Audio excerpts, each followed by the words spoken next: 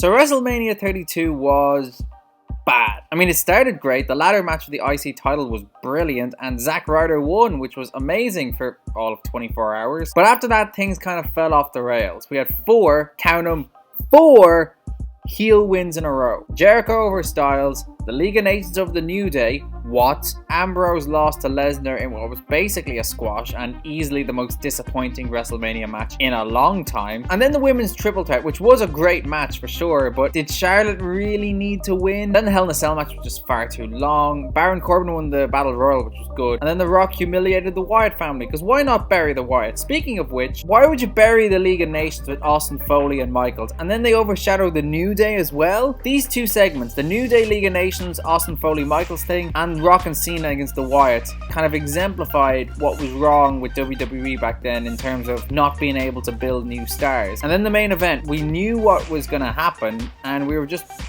come on, let's get it done. And it took 27 minutes to happen. So frankly, I think it's difficult not to do it better, and here's my go at it. So in terms of the world title picture, that can actually be saved as late as Roadblock. You remember at Fastlane, Reigns became #1 contender in that triple threat match. I'm going to keep that the same because it's actually a bit of a subversion. So Triple H actually defended the title against Dean Ambrose at Roadblock. That match ended, Dean Ambrose missed an elbow drop to the table, Triple H hit a pedigree in the ring, 1, 2, 3. In my match, Dean Ambrose misses the elbow drop to the table, Triple H goes for the pedigree, Ambrose counters, jackknife pin, 1, 2, 3.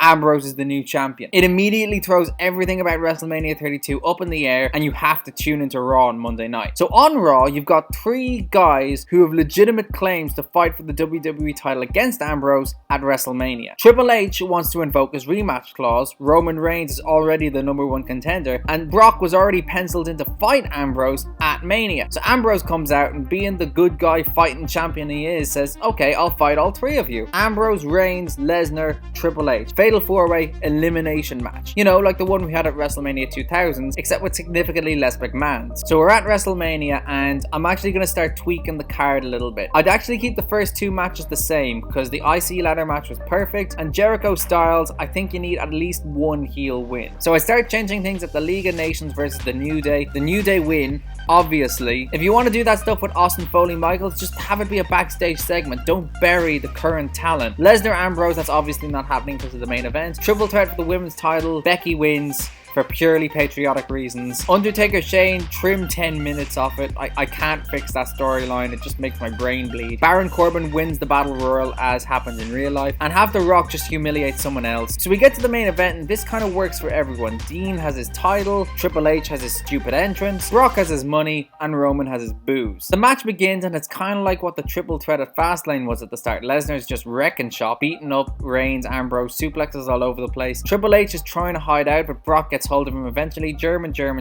So eventually Lesnar is taken out of the match for a bit, and we can have a triple threat between Dean, Roman, and Triple H. Eventually Lesnar gets back in, F5 to Triple H, he rolls out, but then a Superman punch from Reigns, dirty deeds by Ambrose, spear by Reigns, Ambrose and Reigns pile on top of Lesnar. Lesnar's the first one out, and Reigns fulfills his destiny of slaying the beast. So with Lesnar out of the match, Triple H finally asserts his authority and takes over. He goes for a pedigree on Roman, but he backdrops him out of the ring, but then Ambrose comes up from behind, roll up, 1, 2, 3, Reigns is gone. Reigns can't believe it, and he spears Ambrose. Heel turn, boos for days. Triple H gets back in the ring, sees Ambrose laid out, Stephanie gives him his sledgehammer, Triple H comes in, he's about to brain Dean, lights go out.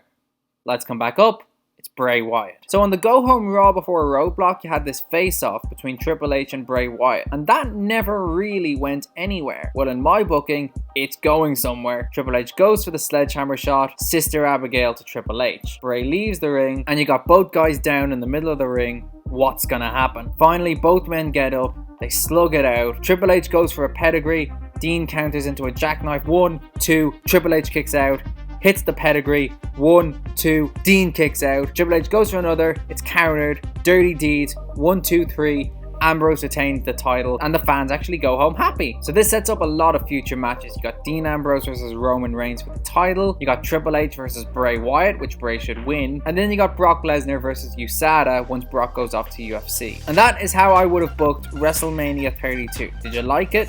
Did you not like it? Tell me about it in the comments, like the video, subscribe to the channel. You can follow us on Twitter at WrestlingGuyYT, and I'll see you next time.